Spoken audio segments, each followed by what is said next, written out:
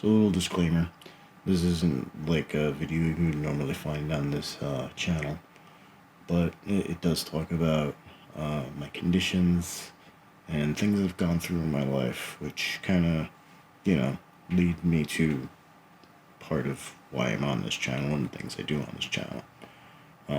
So yeah. So anyway, just a little disclaimer for you guys.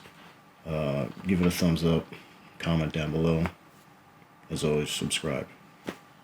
Hope you like the video.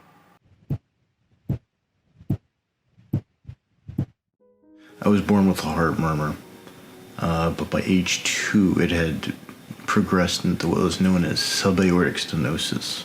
Subaortic stenosis is a narrowing of the aortic valve. So by the time I was 7, I had to end up having my first operation because my valve had become leaky. And there was some blockage in there that was creating the leak, so they had to go in and fix it. Surgery was about 6 hours. I was in the hospital for about a week. Recovered, went back to school. No problems. Life went on.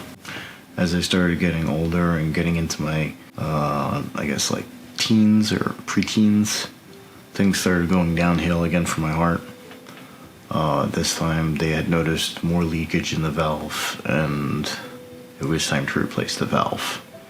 So my second operation, which was supposed to be 6-7 hours long, ended up being about 23 hours long. During the surgery, there were lots of complications that arose. I had to be resuscitated 3 times. The last time I was out for just over 2 minutes. I caught a staph infection. I was in the ICU for 2 weeks. I was in the hospital for over a month.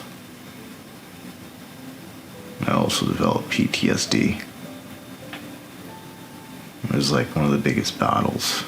After going through a lot of, 23 hours worth of surgery, being resuscitated 3 times, there was, they needed to put tubes down my throat to suction what was down here. And I didn't want to do it.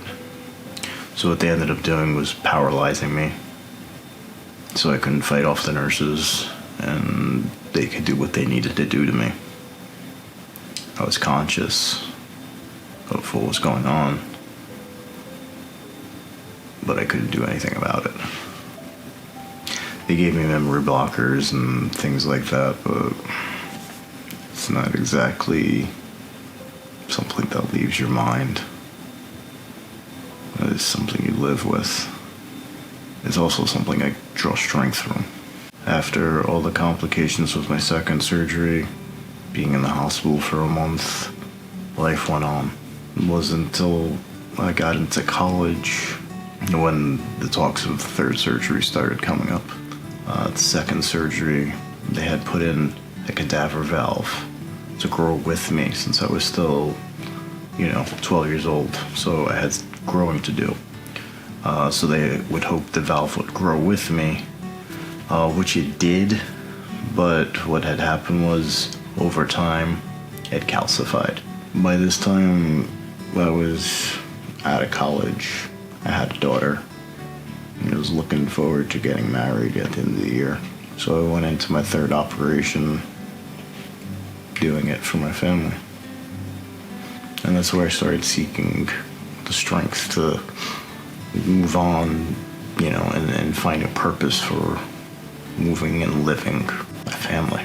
My third operation happened. I was in the hospital even shorter. The operation went off without a hitch. No issues like the second time. And everything was good.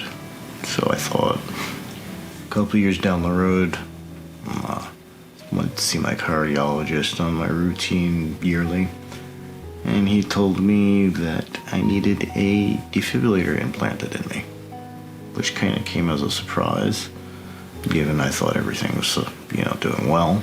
But he said I was at risk for sudden cardiac death, and it was a precautionary thing. I went in, and I had one implanted. No issues, no problems. Everything went good for about 5 years. And then I started noticing beeping. So what happened was the device that's put into me has leads that go into the heart, which control it and pace it and, needs to shock me. It shocks me. Those wires were defective. And because they were defective, they drained my device. So basically, it was beeping, and when they checked it, I only had 2 weeks of battery left. When I was supposed to have at least another 4 years or so left. So I had to go in and have emergency surgery to have this wonderful device replaced. I think what happens is, not that I accept what's wrong with me, but I learn from it. And it makes me stronger. If you look at it the way I look at it, I beat death 3 times since I had to resuscitate me 3 times. And if you can come back from death, you can come back from anything. And I kind of look at it that way. I also like to keep myself active in my life with fishing, hunting, being outdoors, knowing that I have something to live for, overcoming the odds. It makes you feel good inside. It makes you want to do better. So ultimately, that's my goal in life. After being through so much trauma and pain, ache, anguish, just like to enjoy life now.